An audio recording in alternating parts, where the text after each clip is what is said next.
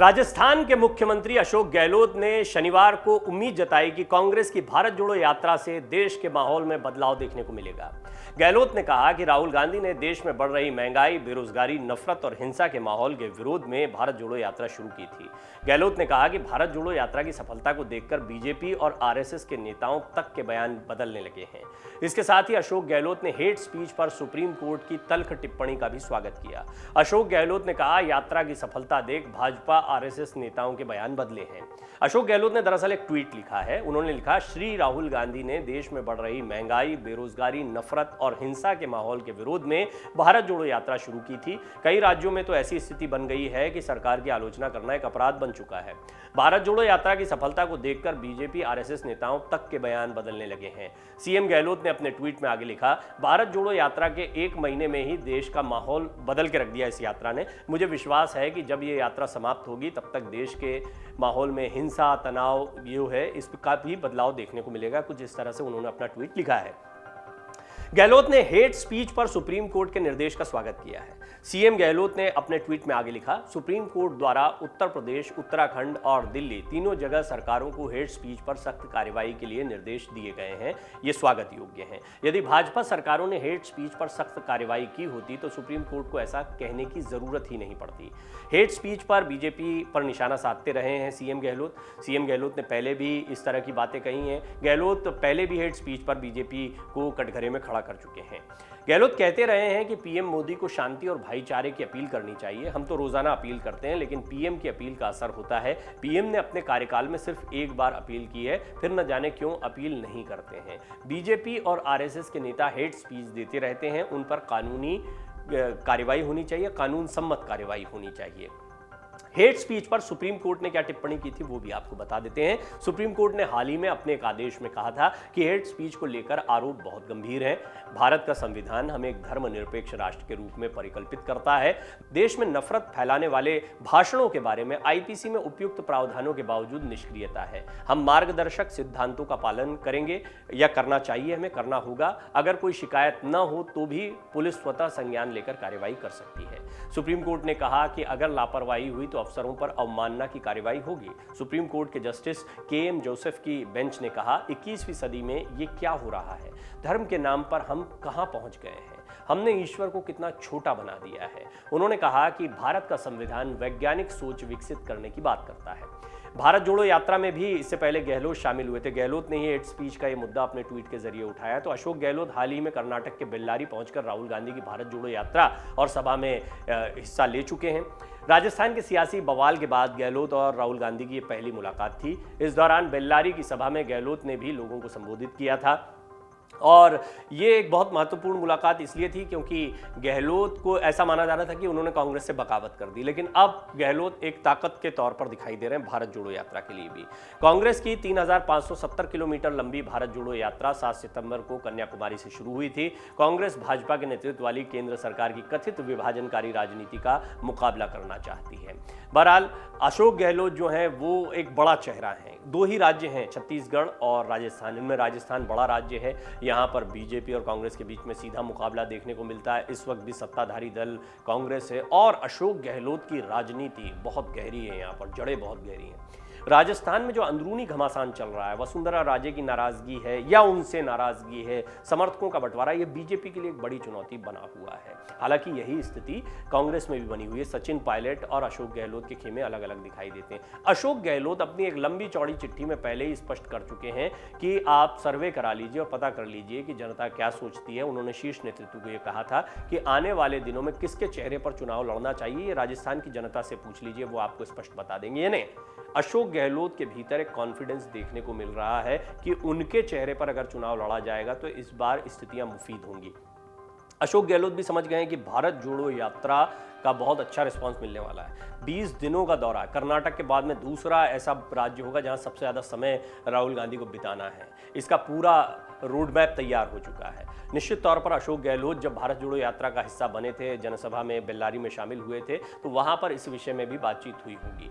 यहां पर कांग्रेस को अपनी ताकत दिखाने का मौका मिलेगा, क्योंकि कांग्रेस का अपना राज्य है और कांग्रेस को यहां पर चुनाव में उतरना है। लिहाजा यह तय माना जा रहा है कि राहुल गांधी जब राजस्थान में आएंगे तो उसको एक अलग ही रिस्पॉन्स मिलेगा और इसका इंपैक्ट उत्तर भारत के अन्य राज्यों पर भी पड़ सकता है। भारत जोड़ो यात्रा के दौरान राहुल गांधी कई बार अलग अंदाज में देखने को मिले हैं। उनको लेकर लोगों में खासा उत्साह है, लेकिन बच्चों में भी उनको लेकर बहुत उत्साह देखने को मिल रहा है, युवाओं में भी उनको लेकर उत्साह देखने को मिल रहा है। राहुल गांधी का एक और अंदाज देखने को मिला है भारत जोड़ो यात्रा के दौरान, जब बच्ची को कंधे पर बैठाए वो नजर आए। कांग्रेस के पूर्व अध्यक्ष राहुल गांधी की भारत जोड़ो यात्रा को दक्षिण भारत में जबरदस्त समर्थन मिला। भारत जोड़ो यात्रा के जरिए राहुल गांधी न सिर्फ कांग्रेस की खोई जमीन तलाशने की कोशिश में जुटे हैं, बल्कि पार्टी के नेताओं और कार्यकर्ताओं में नया जोश भरने की कोशिश कर रहे हैं। शनिवार को यात्रा कर्नाटक के रायचूर के येरागेरा गांव से फिर शुरू हुई।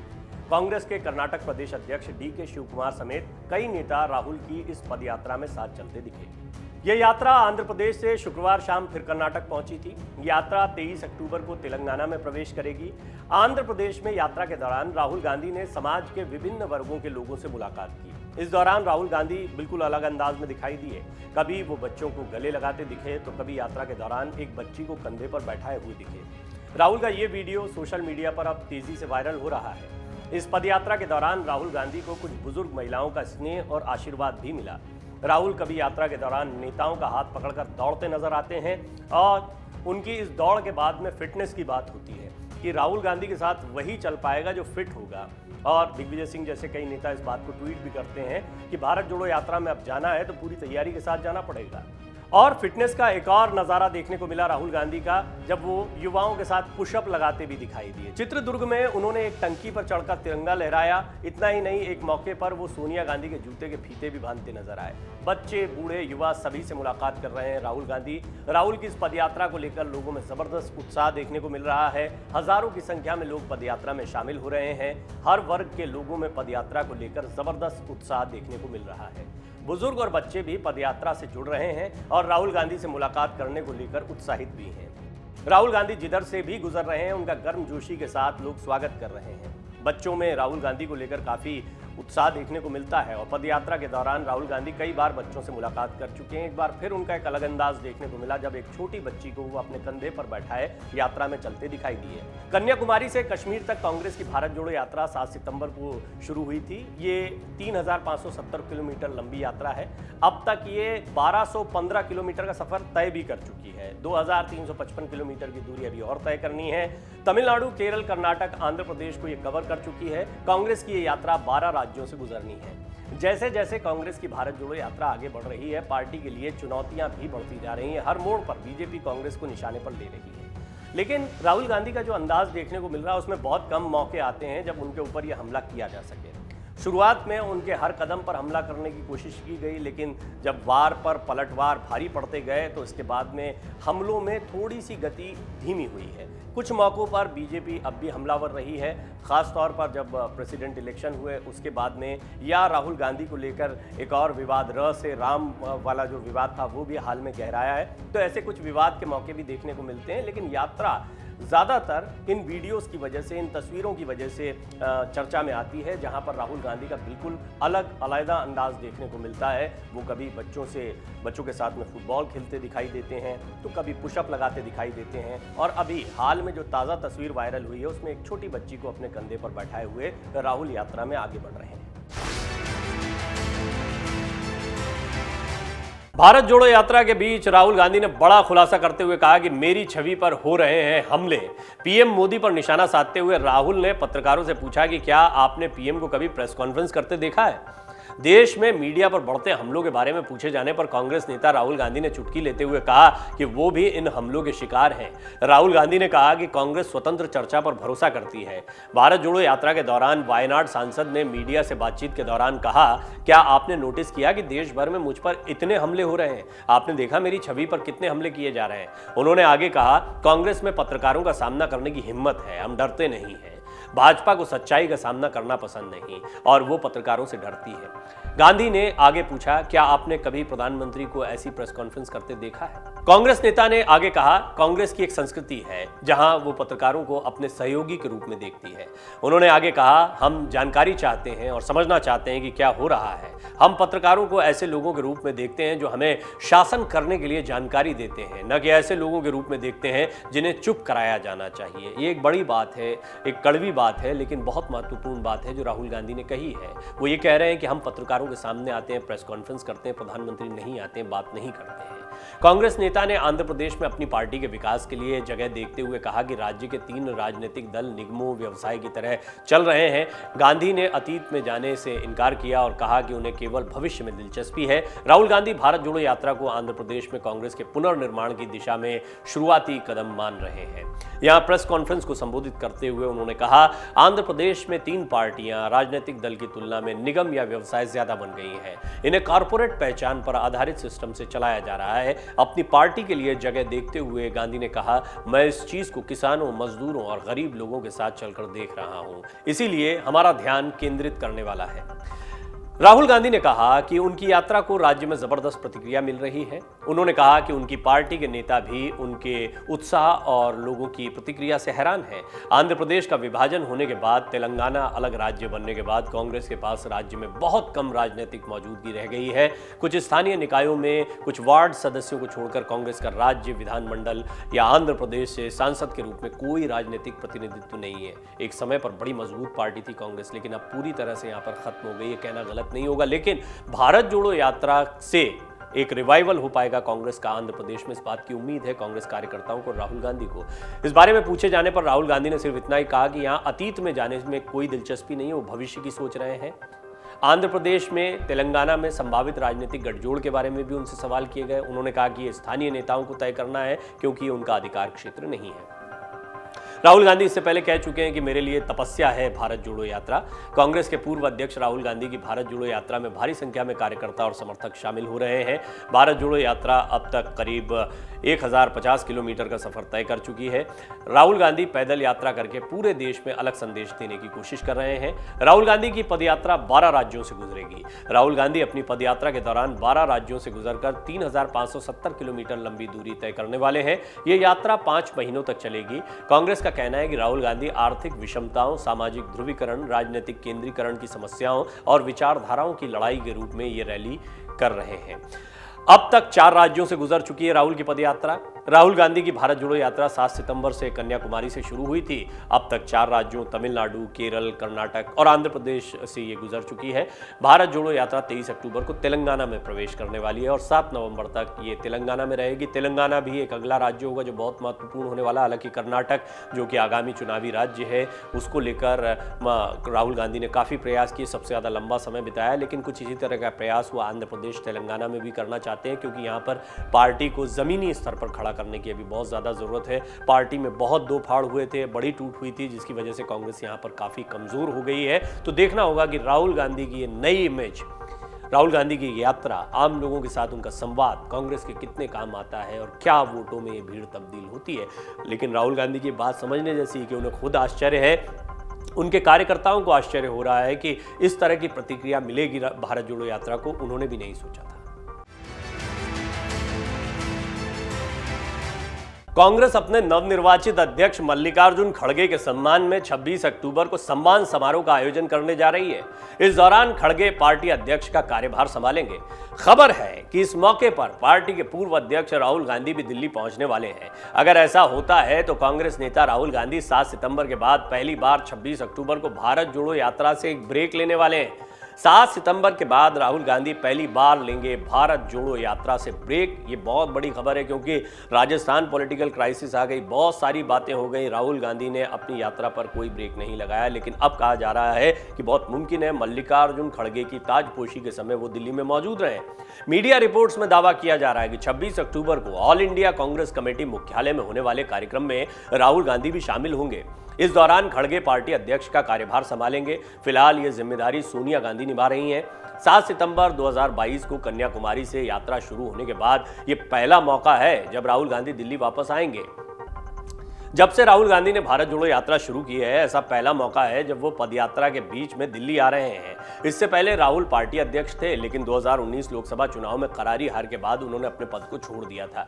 फिर बहुत मान मनुहार हुई, सभी लोग चाहते थे राहुल गांधी अध्यक्ष बने। यहाँ तक कि इस बार भी कार्यकर्ताओं को उम्मीद थी कि भारत जोड़ो यात्रा को जो रिस्पॉन्स मिल रहा है उसके बाद राहुल गांधी का मन बदलेगा। जिस तरीके से युवा उनके साथ आ रहे हैं, राहुल गांधी बहुत मुमकिन है अपना मन बदलते हुए अध्यक्ष पद की कुर्सी पर बैठ जाए। लेकिन यहाँ कांग्रेस की रणनीति अलग दिखाई पड़ती है। कांग्रेस ने स्पष्ट मत बना लिया है, कांग्रेस का चेहरा है राहुल गांधी, लेकिन पार्टी का कार्यभार कोई गैर गांधी परिवार का व्यक्ति संभालेगा। यह बात पहले से तय मानी जा रही थी। इसकी बहुत बड़ी वजह है वंशवाद, परिवारवाद की बात को सबसे बड़ा मुद्दा बीजेपी की तरफ से आगामी चुनाव में भी बनाया जाना।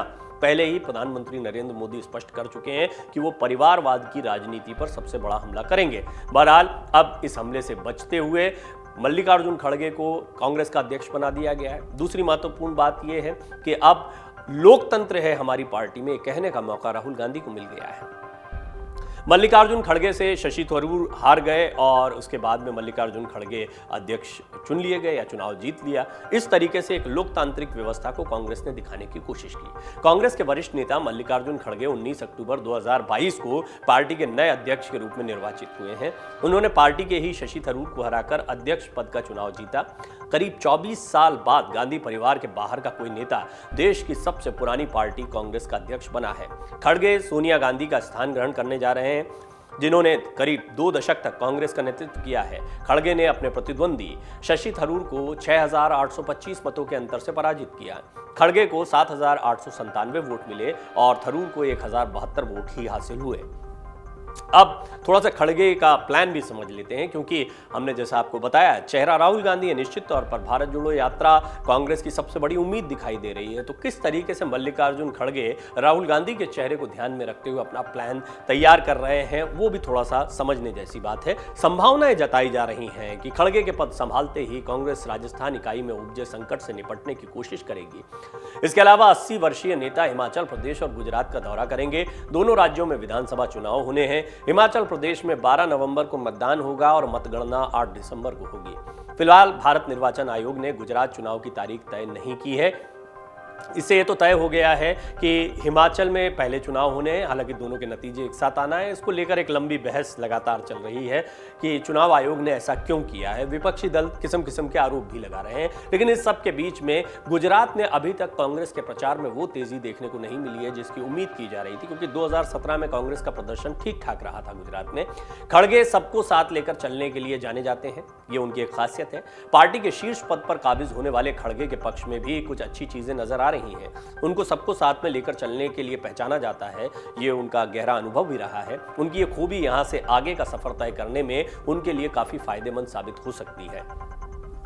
और भारत जोड़ो यात्रा की बात करें तो उस लिहाज से भी ये परिवर्तन महत्वपूर्ण होगा, क्योंकि खड़गे का पूरा ध्यान इस यात्रा पर रहेगा। 7 सितंबर से हालांकि कन्याकुमारी से ये यात्रा शुरू हो चुकी है। कांग्रेस नेता और कार्यकर्ताओं ने 7 सितंबर को राहुल गांधी की अगुवाई में इस यात्रा की शुरुआत की थी। इस दौरान पदयात्री कन्याकुमारी से जम्मू कश्मीर तक की दूरी तय करेंगे। यात्रा कार्यक्रम के अनुसार पार्टी 150 दिनों में 12 राज्यों से होते हुए 3,570 किलोमीटर की दूरी तय करेगी। फिलहाल राहुल गांधी भारत जोड़ो यात्रा के साथ आंध्र प्रदेश के कुर्नूल जिले में पहुंच चुके हैं और उनकी यात्रा यहां से आगे बढ़ चुकी है।